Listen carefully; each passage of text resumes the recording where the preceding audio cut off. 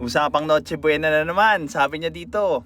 The point is, the government should work to lower the price of goods. Naglabas sila ng 500 for Noche Buena, di nila inisip grabe yung inflation. Well, what if the government don't? What now? Anong magagawa mo? Reklamo?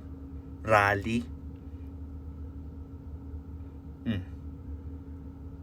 Maghihintay ka na ng another 3 years para bumoto ulit sa same politician na nag-cause niyang nirereklamo nyo?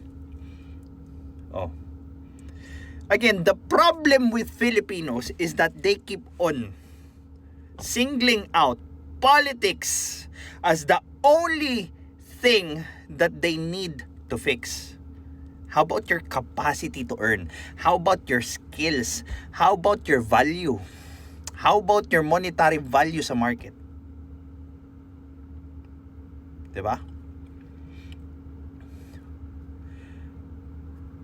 Ang hirap kasi, masyado kayong nalunod sa politika. Yes, politics touch a lot of aspects sa buhay, but it's not the only thing that we have a problem upon. And hindi lang yun yung pwede nyong gamiting lente para solusyonan yung kanya-kanyang problema. Okay, I'll give you a good example. Now, pumili kayo ng bet nyong presidente. Sige, kahit sino pa yan. Si Leni, si Duterte, si Hontiveros, si Tulfo, kahit si Jesus Christ pa yan.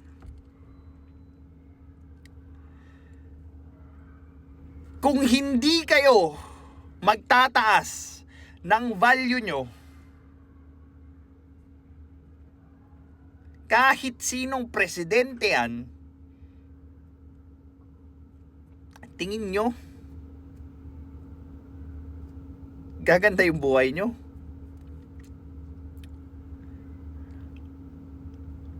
Diba?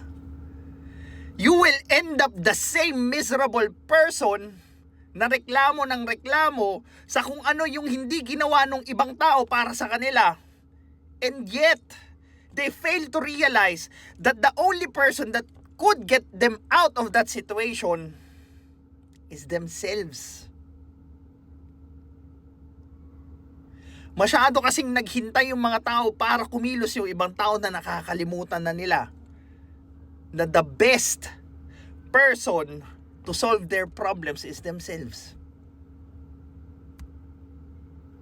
Diba?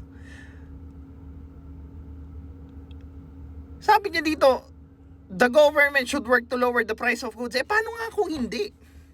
Mamamatay kang mulat, dilat yung mata, kakahintay sa the government should lower the price of goods. Diba? Why not become a contributing part of society to produce so much value that you yourself can lower the price of goods? Hindi ba mas maganda yung ganyang point of view?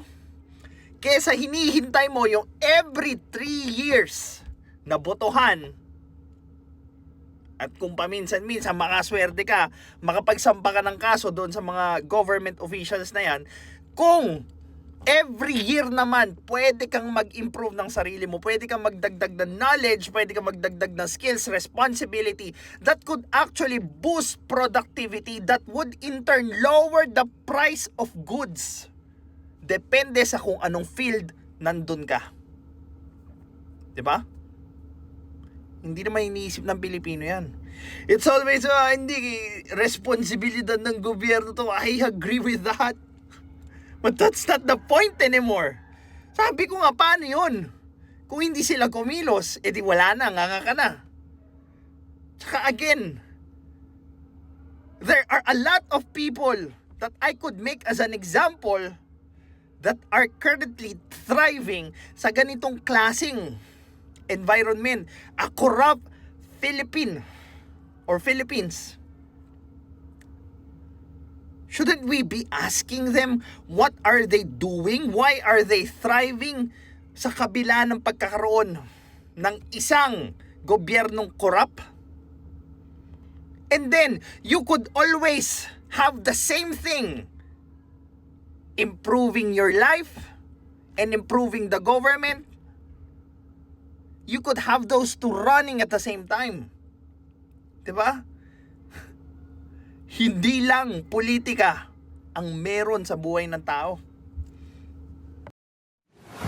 This is Pinoy Extreme.